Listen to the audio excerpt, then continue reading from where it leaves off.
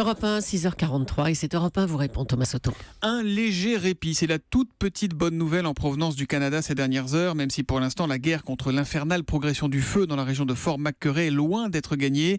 Ça brûle désormais depuis plus d'une semaine là-bas. Bonjour colonel Éric Faure. Bonjour. Vous êtes le président de la Fédération nationale des sapeurs-pompiers de France. On a pour commencer une question qui vous est posée par Laurent Demontou sur Twitter. Au fait, quelle est l'origine de cet incendie ? Comment ça a pris ? L'origine a de grandes chances d'être humaine. C'est le cas de 9 incendies de forêt sur 10. Alors, est-ce un mégot ? Est-ce un brûlage forestier non contrôlé ? Est-ce un barbecue ? À cette heure, à ce jour, les Canadiens ne sont pas en mesure de le définir. Et ça peut être la foudre aussi, par exemple, en cas d'orage ? Ça peut être la foudre avec la force de l'incendie qui lui-même déclenche des orages à quelques kilomètres et qui... L'incendie lui-même déclenche les orages. Peut déclencher les masses d'air chaude peuvent se constituer, déclencher des orages, et la foudre elle-même peut mettre le feu quelques kilomètres plus loin. Alors ce qui est étonnant, c'est que sur les images à la télévision, on voit très peu de Canadair, on voit finalement pas de pompiers en masse sur ces images. On a l'impression que le but c'est seulement d'évacuer la population. Le but est effectivement d'évacuer la population. Le Canada est habitué à ce type de feux de forêt gigantesques, comme les États-Unis, comme l'Australie, une ampleur telle que celle-ci, ils la connaissent. On en parle beaucoup moins parce que c'est quasiment la première fois qu'une ville importante, 100 000 habitants, est menacée et surtout a été évacuée. Mais ils font quoi les pompiers là-bas en ce moment ? Quelle est la priorité face à une telle urgence ? C'est tellement gigantesque. Par où attaquer le morceau en quelque sorte ? Justement, actuellement, le morceau, comme vous dites, n'est pas attaqué et ce sont les points sensibles qui sont protégés. Le centre de la ville de Fort McMurray, l'hôpital, l'aéroport, ainsi que les sites pétroliers qui sont dégagés quelques centaines, voire kilomètres autour de ces sites pour éviter que l'incendie ne les approche. Mais on ne doit pas les aider parce qu'on a l'impression que le pays ne se mobilise pas vraiment. Le pays déjà est gigantesque. Rien que la province d'Alberta qui est concernée, c'est une superficie supérieure à la France.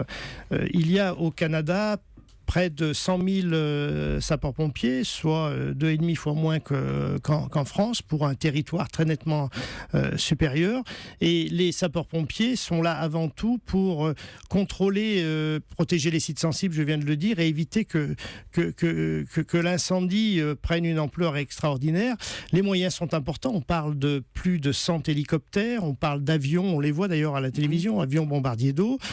Par contre, les troupes au sol sont aujourd'hui environ 1400 sapeurs-pompiers, 500 autour de Fort McMurray.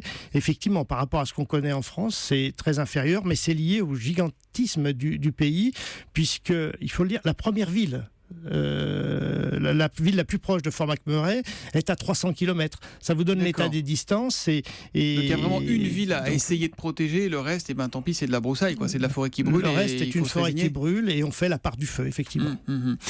Tweet de Joseph Prigent. Si ça arrivait en France, est-ce qu'on ferait mieux que nos amis canadiens ? Déjà, est-ce que ça peut arriver en France dans ces ampleurs-là ? Non. Des feux de forêt, il y en a chaque année en France, mais de cette ampleur, non. Ces 10 dernières années, la surface brûlée en moyenne en France a été inférieure à 10 000 hectares. Je rappelle qu'à Fort McMurray, ce matin, on en est à 160 000. Donc 10 000 hectares en moyenne par an. La dernière année importante, 2003, c'était 75 000 hectares. Donc des feux aussi importants n'arriveraient pas.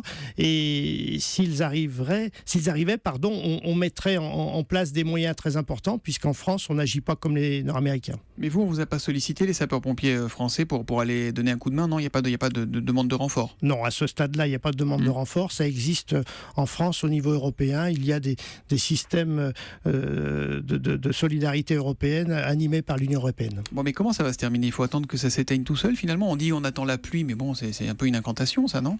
Ça se termine. Alors déjà, le feu semble s'être orienté vers le nord-est, c'est-à-dire qu'il s'éloigne de la ville, et ça va se terminer effectivement par des baisses de température. La météo va chuter, d'ailleurs, c'est ce qui s'est produit ces dernières 24 heures. Et puis la pluie, l'humidité. Et c'est comme ça qu'au fil des semaines, ce gigantesque incendie va s'éteindre. Vous dites au fil des semaines, ça peut durer des semaines encore ? On est sur cette échelle de temps, des semaines, voire des mois, avec des sites incandescents qui vont rester. Une question de Laurent sur Europe 1.fr. Est-ce que la fumée des incendies est toxique ? Est-elle plus dangereuse que les flammes ? La fumée en général sur tout incendie et surtout dans les habitations, j'en profite pour passer ce message de prévention, est toujours plus dangereuse que le feu lui-même. Donc c'est la fumée qui tue. On meurt plus souvent asphyxié que brûlé. On meurt plus souvent asphyxié que brûlé dans une maison.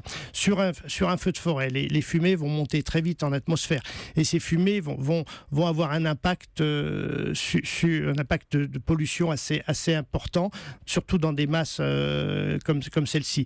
Donc notamment avec des dégagements de gaz carbonique, effet de serre, etc. Ça aura un impact sur l'environnement, bien sûr. Question d'Olivier Sarrazin sur Twitter. La priorité des pompiers n'est-elle pas de sauvegarder les installations pétrolières plutôt que les habitations? C'est vrai que c'est une zone où il y a beaucoup d'installations pétrolières là-bas. Les sites sensibles ont d'abord été ceux où il y a de la population. Je l'évoquais tout à l'heure, centre-ville, hôpital, aéroport, notamment pour permettre les évacuations. Aujourd'hui, il y a des concentrations de moyens autour des installations pétrolières. Qui sont nombreuses dans cette région-là. Qui sont nombreuses, mais on a vu des images. Ce sont des installations où il n'y a plus aucune flore, aucun arbuste, rien du tout. Donc on dégage, on déboise autour des installations pour éviter que le feu ne s'approche à moins d'1 kilomètre. Parce que là on nous dit que justement il approche des mines de sable pétrolifères. C'est inquiétant ça ou pas ? À ma connaissance, non, ça ne l'est pas parce que les sapeurs-pompiers ont concentré leurs efforts pour déboiser autour de ces sites et éviter que le feu n'approche à moins d'1 kilomètre. Dernière question, on revient un tout petit peu chez nous, si vous voulez bien, colonel Faure. Que fait-on en cas de feu, de départ de feu chez soi ?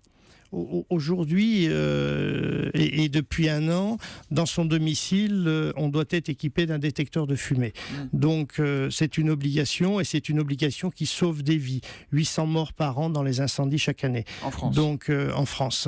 Voilà. Donc le détecteur sonne, on se protège. Surtout, on ne va pas dans la fumée. S'il sonne, c'est qu'il y a de la fumée. Donc on ferme la porte de sa chambre, on ferme la porte de l'endroit où on se trouve, la chambre d'hôtel par exemple, et puis on ouvre la fenêtre et on appelle les secours. Et on met un drap humide près des portes, ça c'est on efficace, on essaye effectivement de colmater les petits trous, les petites brèches, mais il faut surtout fermer la porte, c'est déjà un point important, c'est 90% de ce qu'il faut faire, ouvrir la fenêtre et appeler les secours. Merci beaucoup colonel Éric Faure d'être venu sur Europe 1 ce matin. Vous êtes, je le rappelle, le président de la Fédération nationale des sapeurs-pompiers de France. Le dernier mot, on va le donner à Marie Lamenche qui visiblement nous écoute depuis le Canada. Merci de parler de Fort McMurray, Fort McFire, ils appellent ça là-bas.